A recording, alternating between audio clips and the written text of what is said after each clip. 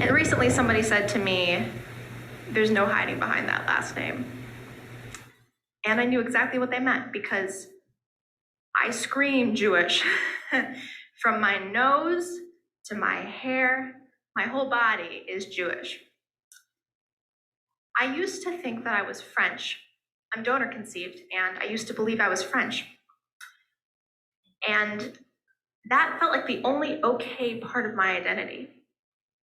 It was the only part that I accepted, was okay with. It was the only part that felt truly white to me. And I grew up in a very nearby town to where Hannah grew up in, which is called Wilmette, Illinois. And that's a very German town. It's not like Skokie. And I didn't ever really feel like I could be myself and express who I was because I was mixed. And mixed people have an interesting situation because you don't really fit in anywhere specifically. You don't really belong completely in any place. You're multiracial. You're of multiple different worlds. But everybody could always tell I was Jewish. I recently heard that I couldn't actually say that I'm a Jew because I don't practice. But people are mistaken in that because being Jewish is not just a religion, it's an ethnicity too. And it's very nuanced. It is so complicated, I'm going to admit that I don't fully understand it myself.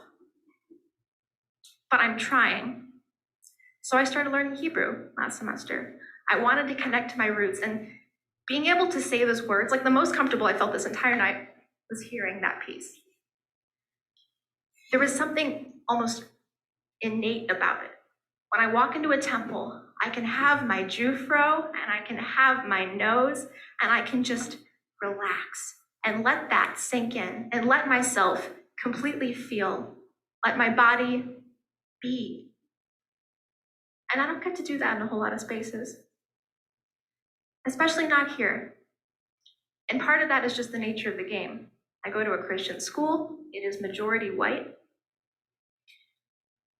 We've spent a lot of time recently talking about race, not nearly as much as we should be, but we are. And one part that does always feel left out for me is mixed people. It's not talked about enough. And I wish it was. So I'm asking that you start talking about it, that you have those uncomfortable conversations, that you ask your friends, what did you mean by this? That makes me kind of uncomfortable. Can we talk about it? Can we unpack that? Because you're doing your mixed friends a disservice by not talking about it. I'm Jewish, but I'm not just Jewish, I'm also Iranian. You might not be able to tell because I'm very racially ambiguous. But I'm learning to lean into that because I have to. We're given one life that we know of, and we have to lean into all of it because if we don't, we're losing a part of ourselves. So I'm not going to pretend that I'm not a Jew any longer, even if I don't practice, because I totally am one. And I set this piece because it is something I can speak about from lived experience, from real anti-Semitism. If you don't believe that anti-Semitism is still in this country, look back to the Capitol riots when they had shirts that said 6 million wasn't enough. And they were talking about the 6 million Jews who died in the Holocaust. I see some head shakes because you can't believe it because it's that awful, but it happened. And this crap keeps happening. Jews are just one ethnic group that has experienced horrific discrimination, but they are one. And there aren't that many at this campus. It's very limited.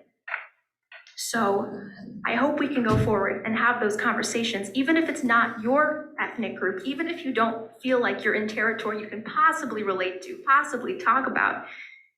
You can and you should, but you've got to listen because nobody is voiceless. You just haven't handed them the mic.